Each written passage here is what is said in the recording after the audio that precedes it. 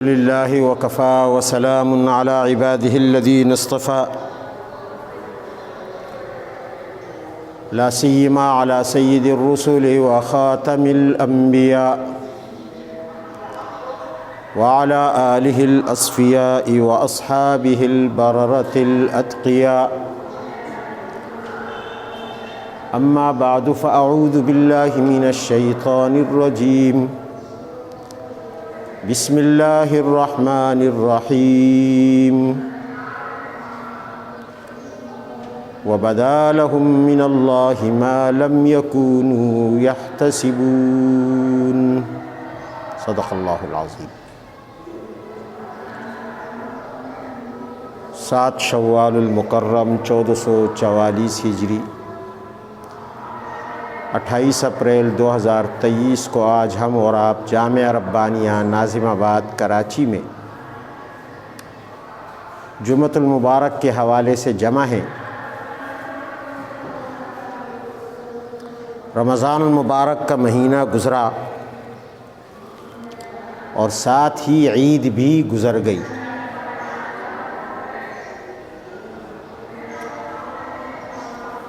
مسلمانوں نے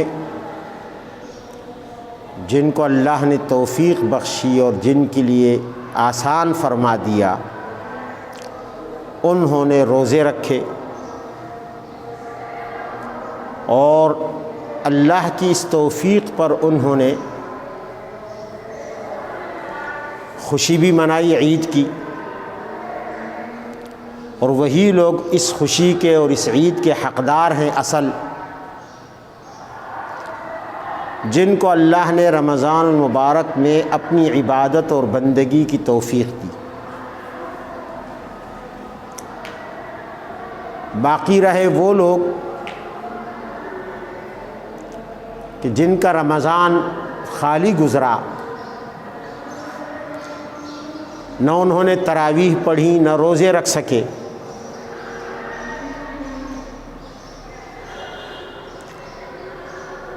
اور نہ ہی انہوں نے کوئی اور عبادت کی، اعتکاف کیا، تلاوت کی، صدقہ زکوٰۃ ادا کی، کچھ بھی نہیں کیا، تو بلا شبہ ان کے لیے عید خوشی کا دن نہیں، غم کا دن ہے۔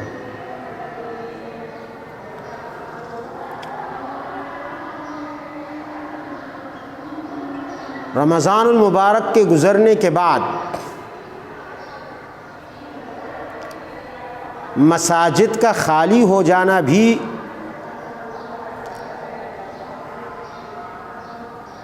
قابل فکر بات ہے کہ رمضان میں مساجد میں رش ہو اور اس کے بعد پھر مساجد سونی ہو جائیں، خالی ہو جائیں، غیر آباد ہو جائیں۔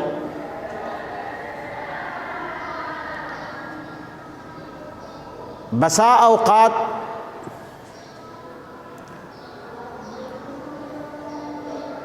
ایک انسان نیکی کرتا ہے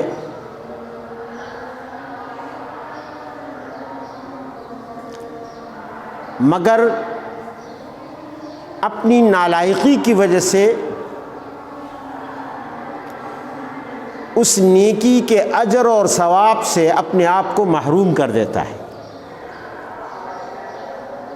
اس کی بہت ساری صورتیں ہیں کہ محنت کی،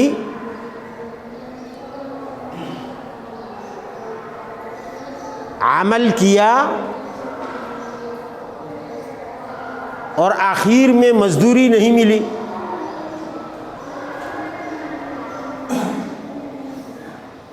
وجہ کیا بنی؟ رمضان کی محنت مشقت تو کی، مگر اس کے بعد مسجد سے تعلق ختم ہو گیا رمضان گزرنے کے ساتھ ہی۔ اب فرض نمازوں کا بھی پتہ نہیں، تو ظاہر ہے کہ یہ سودا گھاٹے کا ہے، وہ محنت ضائع ہو سکتی ہے، برباد ہو سکتی ہے۔ جس کے لیے ہم نے اتنی تکلیفیں اٹھائی، مشقت اٹھائی، محنت کی، اور جب ہم نے اپنا عمل نامہ اور رجسٹر کھولا تو دیکھا اس میں کچھ بھی نہیں۔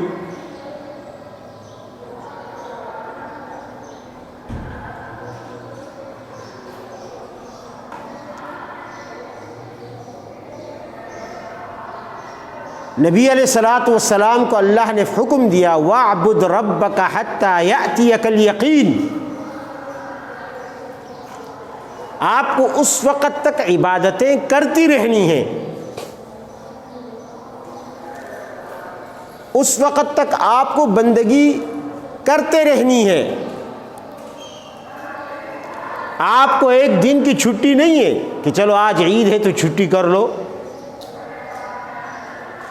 آج میت ہو گئی ہے گھر میں تو چھٹی کر لو۔ یہ عبادتیں اور بندگیاں کرتے رہنی ہیں، کب تک؟ جب تک کہ موت نہ آ جائے۔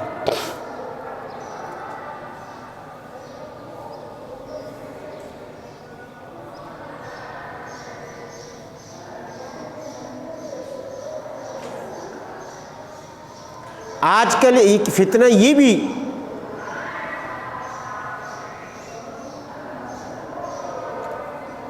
اپنی تبلیغ پھیلا رہا ہے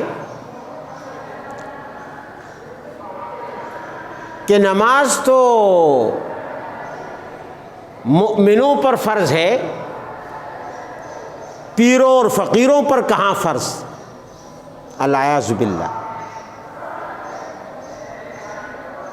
ایک فتنہ ایسا بھی ہے، وہ کہتے ہیں ہم پیر فقیر ہیں، ہم پر نماز فرض ہے۔ جب ہم مؤمن سے ترقی کر کے پیر بن گئے، ولی بن گئے، بزرگ بن گئے، فقیر بن گئے، تو اب ہم سے نماز بھی ساقط، روزہ بھی ساقط، حج بھی ساقط، جہاد بھی ساقط، دین کے تمام فرائض ختم، معاف۔ ہم بندگی میں اس مقام تک پہنچ گئے ہیں کہ اب ہمیں نماز روزے کی ضرورت نہ رہی۔ یہ بھی ایک فتنہ ہے، کیونکہ قرآن میں تو ہے ان الصلاۃ کانت علی المؤمنین کتابا موقوتا، نماز تو مؤمنین پر فرض ہے۔ ہم تو پیر فقیر ہیں بابا، ہم تو ولی ہیں، ہم پہ تو نماز فرض نہیں ہے، ہم تو مؤمن کے درجے سے اوپر جا چکے ہیں، بلند بالا ہو چکے ہیں۔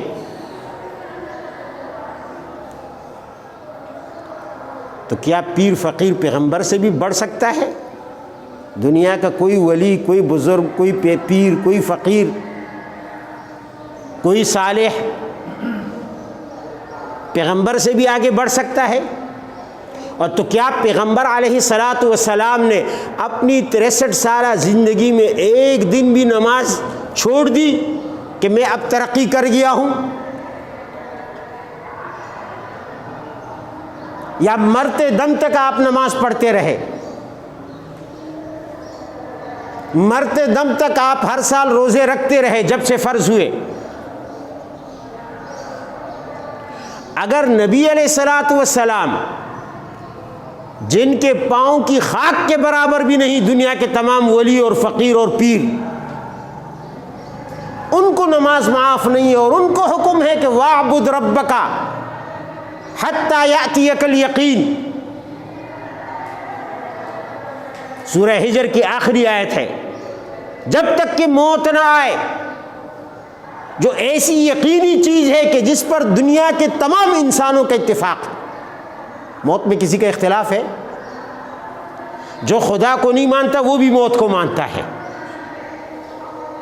جو کمیونسٹ ہے، دہری ہے، ملحد ہے، خدا کو نہیں مانتا، پیغمبر تو دور کی بات ہے، رب کو نہیں مانتا، اپنے خالق کو نہیں مانتا، وہ بھی موت سے انکار نہیں کر سکتا۔ اتنی یقینی چیز ہے موت، اس لیے قرآن نے موت کا دوسرا نام یقین ذکر کیا ہے۔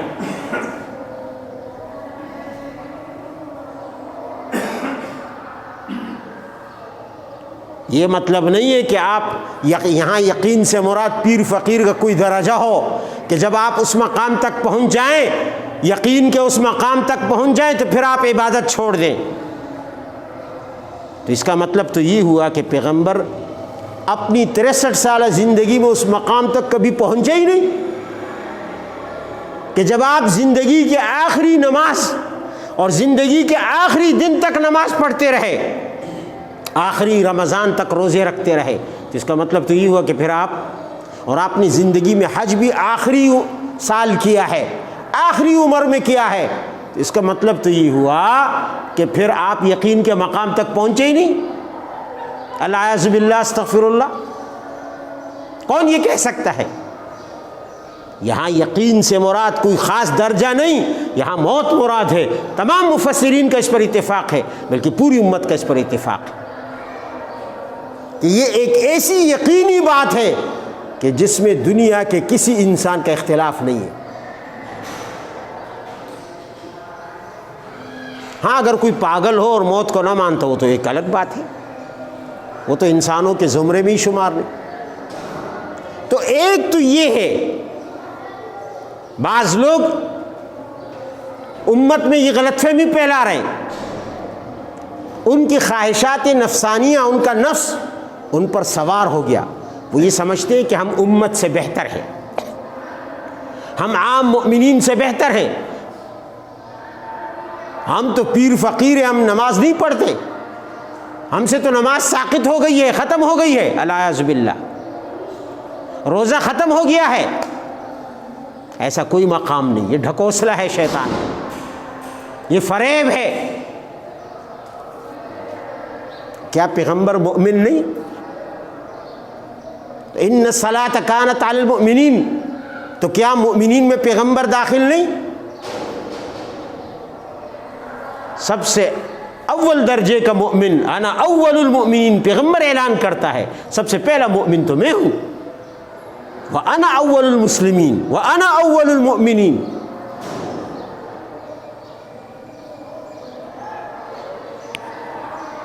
پیغمبر مؤمن بھی ہوتا ہے، مؤمنوں کا سردار بھی ہوتا ہے، اس لیے نماز پیغمبر پر بھی فرض ہے، امت پر کم فرض ہے، پیغمبر پر زیادہ فرض ہوتی ہے۔ قرآن کہتا ہے وَمِنَ اللَّيْلِ فَتَهَجَّدْ بِهِ نَافِلَةً لَكَ، امت پر تہجد فرض نہیں، پیغمبر پر فرض ہے۔ امت پر 5 نمازیں ہیں، پیغمبر پر 6 نمازیں ہیں، فرض ہے۔ اور یہ خان صاحب کہتا ہے کہ نہیں جناب، پیر فقیر پر نماز فرض نہیں، پیر فقیر پر روزہ فرض نہیں ہے، اس لیے کہ وہ اب خود نماز نہیں پڑھتا، تو اپنے لیے توجیہ اور راستہ تو بنائے گا نا، راستہ تو ڈھونڈے گا، خود بے نمازی ہے، مریدوں سے کہتا ہے تم پڑھو اور میں پہنچا ہوا ہوں، پہنچی ہوئی سرکار ہوں۔ یہ ساری سرکاریں جھوٹی سرکاریں ہیں، یہ فلاں سرکار، یہ زلفوں والی سرکار، یہ پہنچی ہوئی سرکار، یہ دم والی سرکار، یہ پیر والی سرکار، یہ سب بکواس۔ کوئی کسی سرکار کی شریعت میں کوئی حیثیت نہیں ہے، سب بندے ہیں رب العالمین کے، سب پر عبادات فرض ہے، کوئی مستثنا نہیں ہے بندگی سے اور عبادت سے۔ ایک شخص اپنے آپ کو دوسروں سے بہتر سمجھ کے یہ سمجھتا ہے کہ میں بندگی سے نکل گیا، تو بندگی سے تو شیطان بھی نکلا، اس نے بھی کہا تھا انا خیر منہ، میں سب سے بہتر ہوں، میں سب سے بہتر ہوں۔ نبی علیہ الصلوۃ والسلام تشریف فرما تھے، صحابہ کرام بیٹھے ہوئے تھے، صحابہ کرام میں سے بعض نے نبی علیہ السلام کے سامنے ایک شخص کی بڑی تعریف کی، ایسا آدمی ہے، بڑا اچھا آدمی ہے، بڑا بہترین آدمی ہے، یوں ہے، عبادت گزار ہے، فلاں ہے فلاں ہے۔ آپ سنتے رہے، خاموش رہے۔ تھوڑی دیر کے بعد ایک شخص آیا جس نے تازہ وضو کیا ہوا تھا، وضو کے قطرے اس کے اعضاء سے ٹپک رہے تھے، اور یہاں ماتھے پر بڑا نشان بھی تھا۔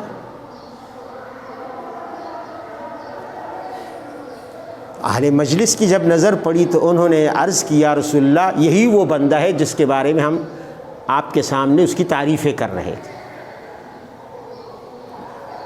فرمایا انی ارا فی وجہی صفحۃ من الشیطان، میں تو اس کے چہرے پر شیطان کا اثر دیکھ رہا ہوں، نشانی دیکھ رہا ہوں۔ وہ آیا مجلس میں، آپ نے اسے قریب بلایا، فرمایا ادھر،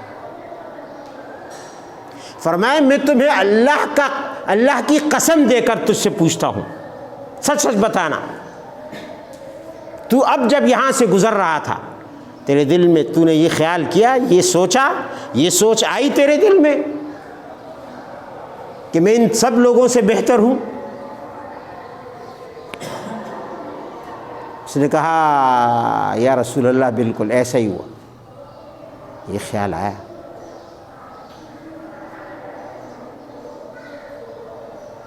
آپ نے ناراضگی کا اظہار فرمایا، اسی لیے کہ ایک صحابہ نے پوچھا یا رسول اللہ آپ اپنے اوپر بھی خوف رکھتے ہیں، اپنے بارے میں بھی ڈرتے ہیں؟ فرمایا ہاں نعم، میں بھی ڈرتا ہوں، اسی لیے کہ ان قلوب بنی آدم بین اصبعی الرحمن، انسانوں کے دل اللہ کی 2 انگلیوں کے درمیان ہے، یقلبها کیف یشاء، وہ جس طرف چاہے اس کو پلٹ دے، انسان کے دل کو جس طرف چاہے پلٹ دے، سیکنڈ میں انسان کی کایا پلٹ جاتی ہے۔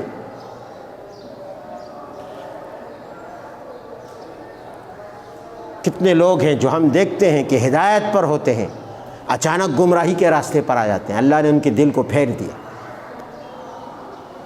کتنے لوگ ہیں ساری زندگی گمراہی پر گزارتے ہیں، اچانک دل پھر جاتا ہے، ہدایت پر آ جاتے ہیں، ایک دم ان میں انقلاب آ جاتا ہے۔ کیا ہوا؟ اللہ نے اپنی انگلیوں کے درمیان اس کے دل کو پھیر دیا، یوں کر دیا یا یوں کر دیا۔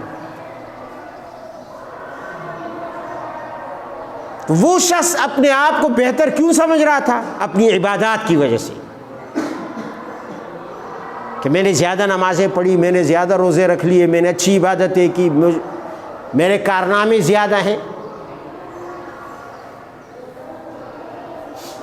تو وہ جو عبادت کا بنڈل اس نے جمع کیا تھا وہ اس سوچ کی وجہ سے چلا گیا، ہاتھ سے نکل گیا۔